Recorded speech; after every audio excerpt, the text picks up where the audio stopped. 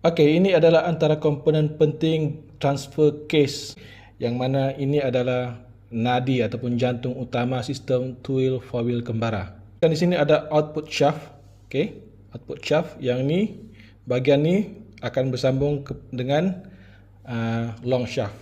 Okey, bahagian ni long shaft akan disambung di sini. Kemudian ada gear ni lah. Gear ni selalu orang welding. Okay, selalu orang welding di casing. Okay, tapi casing itu saya tidak bawa masuk. Kemudian gear ni kiranya macam divert lah putaran tayar belakang tu ke tayar depan. Okay, ini akan bersambung dengan sprocket rantai yang akan ke axle depan ataupun transfer case depan lah. Okay, kemudian di sini ada gear. Okay, ini gear inner lah. Okay, mari kita pasang sekejap.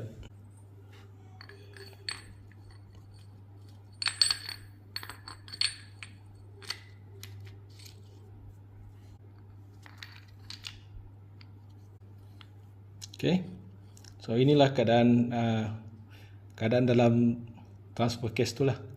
Bearing ni akan melekat di housing depan. Okay, bearing ni.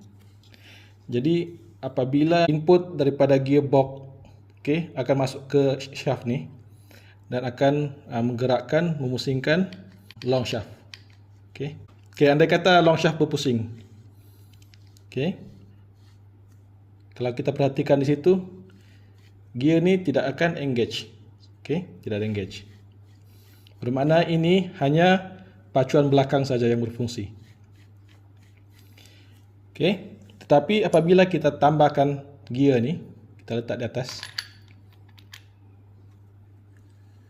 Okay, gear roda depan akan berpusing. Sebab ini adalah komponen yang akan menghantar putaran gearbox ke roda depan.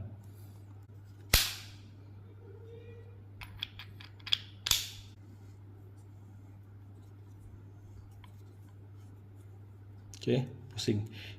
Putaran akan dihantar melalui rantai lah. Okay, dan tayar depan akan berpusing. Okay, jadi untuk menjadikan four wheel kepada two wheel, kita cuma perlu tanggalkan gear ni.